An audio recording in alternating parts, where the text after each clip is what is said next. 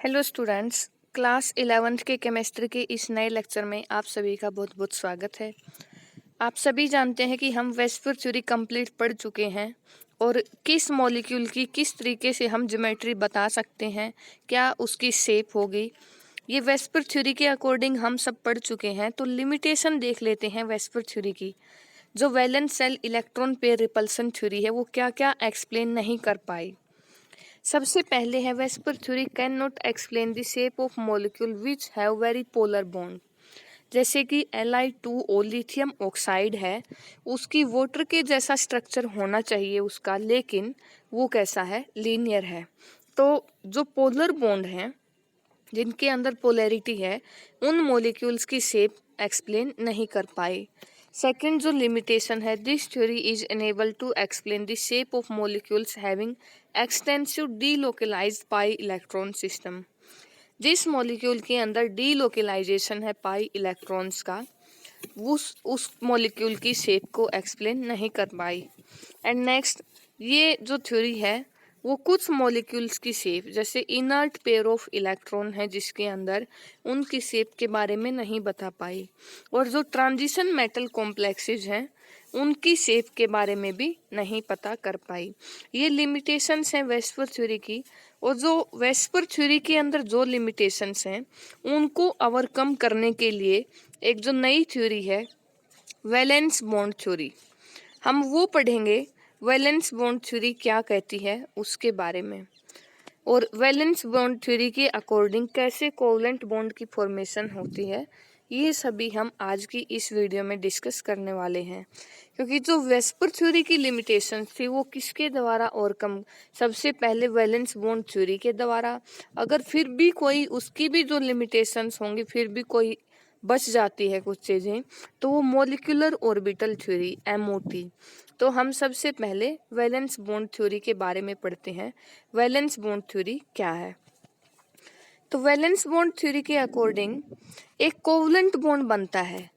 दो half filled atomic orbitals अगर लेंगे हम, उनके अंदर जो इलेक्ट्रॉन है वो अपोजिट स्पिन के, मान लीजिए एक ऑर्बिटल है हमारे पास ये, और इसके अंदर इलेक्ट्रॉन है क्लॉकवाइज डायरेक्शन में, ऐसे रोटेट कर रहा है।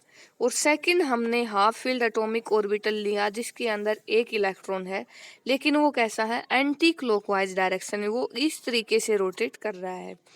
दो हाफ फील्ड एटॉमिक ऑर्बिटल्स हमने लिए, उनको पार्शियली ओवरलैप करवाया और एक मॉलिक्यूल की फॉर्मेशन हुई। जैसे आप फोटो में देख सकते हैं, एक मॉलिक्यूल की इस तरीके से फॉर्मेशन हुई और यहाँ पे दोनों इलेक्ट्रॉन डेंसिटी यहाँ पे इंक्रीज हुई। तो पार्शियल ओवरलैप होती है दो हाफ फील्ड एटॉमिक ऑर्बिटल्स की, उनके बीच में कोवलेंट बॉन्ड बनता है। और जो हाफ फील्ड एटॉमिक ऑर्बिटल्स हैं उनके अंदर इलेक्ट्रॉन कैसे हैं, अपोजिट स्पिन के इलेक्ट्रॉन होंगे। जैसे हाइड्रोजन एटम जो H2 है उसकी फॉर्मेशन कैसे होगी, हाइड्रोजन एटम उसके अंदर ये उसका न्यूक्लियस और ये एक इलेक्ट्रॉन, और प्लस जो सेकंड हाइड्रोजन एटम है उसका इलेक्ट्रॉन इस तरीके से एंटी क्लॉकवाइज डायरेक्शन में, इन दोनों की आपस में ओवरलैपिंग होगी और इस तरीके से H2 की फॉर्मेशन होगी। पार्शियल ओवरलैप का क्या मतलब है, a part of electron cloud of each of two half filled atomic orbitals become common. मतलब हाफ फील्ड इलेक्ट्रॉन ये और हाफ फील्ड ये दोनों आपस में पार्शियल ओवरलैपिंग होगी, म्यूचुअल शेयरिंग ऑफ इलेक्ट्रॉन होगा। और probability of finding the electron in the region of overlap is much more than other places। जो बाकी की यहाँ की ये वाली जगह है, इसकी बजाय जो बीच में रीजन होगा वहाँ पे इलेक्ट्रॉन होने की जो प्रोबेबिलिटी है वो ज़्यादा होगी। यहाँ इलेक्ट्रॉन डेंसिटी बीच में क्या होगी, मैक्सिमम होगी। और जो बॉन्ड है उसकी स्ट्रेंथ किसके ऊपर डिपेंड करेगी, एक्सटेंट ऑफ ओवरलैपिंग। जितनी ज़्यादा ओवरलैपिंग होगी उतना ही बॉन्ड बनने वाला बॉन्ड क्या होगा, स्ट्रॉन्ग होगा। और जितनी कम ओवरलैपिंग होगी, ओवरलैपिंग की टेंडेंसी जितनी कम होगी, बनने वाला बॉन्ड उतना ही वीक होगा। तो एक्सटेंट ऑफ ओवरलैपिंग के ऊपर डिपेंड करती है बॉन्ड की स्ट्रेंथ। और जैसे एग्जाम्पल देखते हैं हाइड्रोजन मॉलिक्यूल की फॉर्मेशन, जो H2 मॉलिक्यूल है उसकी फॉर्मेशन कैसे होगी। हाइड्रोजन, एक हाइड्रोजन एटम जिसका एटॉमिक नंबर है 1, इलेक्ट्रॉनिक कॉन्फ़िगरेशन होगी 1s1। s ऑर्बिटल जो कि स्फेरिकल शेप का होता है 1s orbital plus 1s orbital. H2 की फॉर्मेशन होगी H2 इस तरीके से, ऐसे H2 मॉलिक्यूल की फॉर्मेशन हुई और एक हाइड्रोजन एटम ये और सेकंड हाइड्रोजन ये और एक इलेक्ट्रॉन क्लॉकवाइज डायरेक्शन में, दूसरा एंटी क्लॉकवाइज, इस तरीके से क्या बना H2 मॉलिक्यूल। ऑर्बिटल्स की पार्शियल ओवरलैपिंग हुई। फिर जैसे फॉर्मेशन ऑफ हाइड्रोजन मॉलिक्यूल, दो हाइड्रोजन एटम्स हैं जिसमें इलेक्ट्रॉन है अपोजिट स्पिन के, एक दूसरे के क्लोज आते हैं, s ऑर्बिटल्स की जो ओवरलैपिंग होगी और किसकी फॉर्मेशन होगी, H2 मॉलिक्यूल की फॉर्मेशन होगी। सेकंड जो एग्जांपल है formation of hydrogen fluoride. Hydrogen fluoride HF molecule की फॉर्मेशन।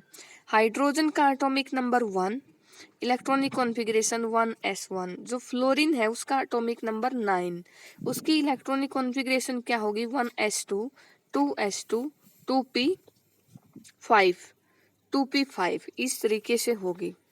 तो सबसे पहले हम ये जानते हैं जी, जो बॉन्डिंग होती है, जो कोवलेंट बॉन्ड बनते हैं, उसमें बॉन्डिंग के अंदर जो वैलेंस सेल के इलेक्ट्रॉन है वही पार्टिसिपेट करते हैं। वैलेंस सेल में जितने इलेक्ट्रॉन होंगे वही पार्टिसिपेट करेंगे। HF की फॉर्मेशन में सबसे पहले हाइड्रोजन का 1s1, ये हाइड्रोजन स्फेरिकल शेप, एक हाइड्रोजन एटम लिया और इसकी जो वैलेंस सेल है p ऑर्बिटल इसके अंदर, वो 2p5, p सब सेल के अंदर कितने इलेक्ट्रॉन है 5 इलेक्ट्रॉन, वो इसके साथ कंबाइन होंगे। किस तरीके से, अगर हम 2p5 को रिप्रेजेंट करें p ऑर्बिटल, तो सबसे पहले p तीन टाइप के होते हैं p ऑर्बिटल, 2px, 2py और 2pz। 5 इलेक्ट्रॉन टोटल, 1 2 3 4 5 इस तरीके से। 2pz कैसा है, हाफ फील्ड है और हाइड्रोजन का 1s हाफ फील्ड है एंड क्लॉकवाइज डायरेक्शन में है, 1s में एक इलेक्ट्रॉन। और 2pz सबसे पहले 2px लिखा, फिर 2py लिखा और फिर 2pz लिखा, या फिर हम इसको मान सकते हैं ये हमारा 2py और ये हमारा 2px, इसके अंदर भी 2 इलेक्ट्रॉन, 2py में भी 2 इलेक्ट्रॉन, और जो 2pz है हमने ये मान लिया, ये ऑर्बिटल हमने 2pz माना है, इसके अंदर एक इलेक्ट्रॉन है। ये एक इलेक्ट्रॉन 2pz के अंदर, ये हाइड्रोजन का 1s1 इलेक्ट्रॉन आपस में कंबाइन होंगे, इस तरीके से बॉन्ड बनेगा। और ये जो बॉन्ड बनता है वो सिग्मा बॉन्ड बोलते हैं। आगे हम बॉन्ड की टाइप पढ़ेंगे, कोवलेंट बॉन्ड की टाइप सिग्मा और पाई बॉन्ड। इस तरीके से किसकी फॉर्मेशन होगी, HF मॉलिक्यूल की फॉर्मेशन होगी। वैलेंस बॉन्ड थ्योरी के अकॉर्डिंग HF हाइड्रोजन फ्लोराइड की फॉर्मेशन इस तरीके से ऑर्बिटल्स आपस में ओवरलैप करेंगे। या फिर फॉर्मेशन ऑफ HF मॉलिक्यूल के बाद फ्लोरीन मॉलिक्यूल F2 की फॉर्मेशन कैसे होगी वो देखेंगे हम।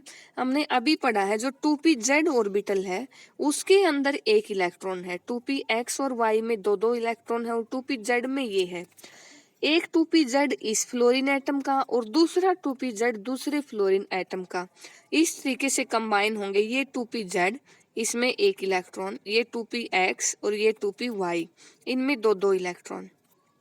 जो हाफ फील्ड एटॉमिक ऑर्बिटल होगा वो कंबाइन होगा दूसरे फ्लोरीन एटम का, ये फ्लोरीन एटम दूसरे फ्लोरीन एटम का, इस तरीके से 2pz और ये इलेक्ट्रॉन अपोजिट स्पिन का, ये 2px दो इलेक्ट्रॉन और ये 2py, इसके अंदर भी दो इलेक्ट्रॉन, इन दोनों के बीच में आपस में ओवरलैपिंग होगी। इस तरीके से इनको रिप्रेजेंट किया गया है। इस तरीके से यहाँ पे दो इलेक्ट्रॉन आपस में इकट्ठे होंगे, यहाँ इलेक्ट्रॉन डेंसिटी क्या होगी, ज्यादा होगी और ऐसे F2 मॉलिक्यूल की फॉर्मेशन होगी। 2pz एक फ्लोरीन एटम का और दूसरे फ्लोरीन एटम का 2pz एटॉमिक ऑर्बिटल आपस में कंबाइन होंगे और F2 मॉलिक्यूल की फॉर्मेशन होगी वैलेंस बॉन्ड थ्योरी के अकॉर्डिंग। और जो स्ट्रेंथ है बॉन्ड की, जैसे H2, HF और F2 तीनों जो मॉलिक्यूल बनाए हैं, किसमें बॉन्ड स्ट्रेंथ ज़्यादा होगी, वो एक्सटेंट ऑफ ओवरलैपिंग के ऊपर डिपेंड करेगी। तीनों केसेस में एक्सटेंट ऑफ ओवरलैपिंग, जो ओवरलैपिंग की अमाउंट है आपस में कंबाइन होने की, वो डिफरेंट डिफरेंट है। तो बॉन्ड की स्ट्रेंथ भी क्या होगी, डिफरेंट ही होगी। जो बॉन्ड की स्ट्रेंथ है इस ऑर्डर में किलो जूल पर मोल में दिखाई गई है। HF की बॉन्ड स्ट्रेंथ सबसे ज्यादा है 566 किलो जूल पर मोल, और F2 की बॉन्ड स्ट्रेंथ क्या है, सबसे कम है। और जो HF है उसमें एक्सटेंट ऑफ ओवरलैपिंग सबसे ज्यादा होगी और स्ट्रॉन्ग बॉन्ड बनेगा H2 के कंपैरिजन में, और F2 में क्या होगा, और भी कम होगी। और existence of only H2 and non-existence of species like H3 and H4। जो H2 मॉलिक्यूल है वो तो एग्जिस्ट करता है, जो H3 या फिर H4 मॉलिक्यूल है वो एग्जिस्ट नहीं करते हैं। वैलेंस बॉन्ड थ्योरी के अकॉर्डिंग क्या है, ये ऑर्बिटल कॉन्सेप्ट के अकॉर्डिंग हम बता सकते हैं। इसके बेस पे जो हाइड्रोजन एटम है उसके अंदर क्या है, 1s1 इलेक्ट्रॉनिक कॉन्फ़िगरेशन होती है, एक हाफ फील्ड एटॉमिक ऑर्बिटल है, और वो दूसरे हाफ फील्ड एटॉमिक ऑर्बिटल के साथ आपस में कंबाइन होगा, तभी तो H2 मॉलिक्यूल की फॉर्मेशन हुई है। H2 मॉलिक्यूल की फॉर्मेशन हुई मतलब दोनों आपस में कंबाइन हुए, उसके बाद H3 मॉलिक्यूल की फॉर्मेशन नहीं होगी। ये आपस में ओवरलैपिंग करके मॉलिक्यूल बना चुके हैं, हाइड्रोजन हाइड्रोजन H2 मॉलिक्यूल आपस में बॉन्ड बन चुका है, कोई हाफ फील्ड उसके बाद बचा ही नहीं है, तो H3 मतलब एक और हाइड्रोजन उनके साथ कंबाइन नहीं होगा। ऐसे ही H4 की फॉर्मेशन भी नहीं हो पाएगी, क्योंकि half filled atomic orbitals H2 molecule के अंदर नहीं है। Non formation of He2 molecule, जो He2 मॉलिक्यूल है वो एग्जिस्ट नहीं करता है।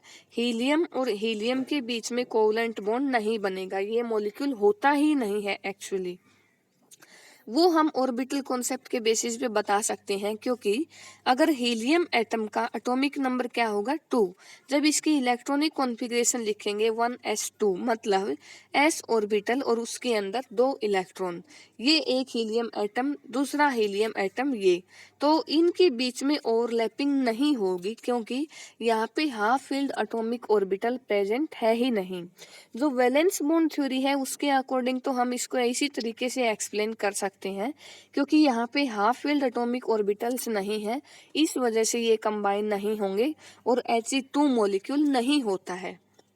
और बाकी ये हम आगे मॉलिक्यूलर ऑर्बिटल थ्योरी के बेस पे भी एक्सप्लेन करेंगे आगे। He2 जो एमओ डायग्राम बनते हैं वो आगे डिस्कस करेंगे।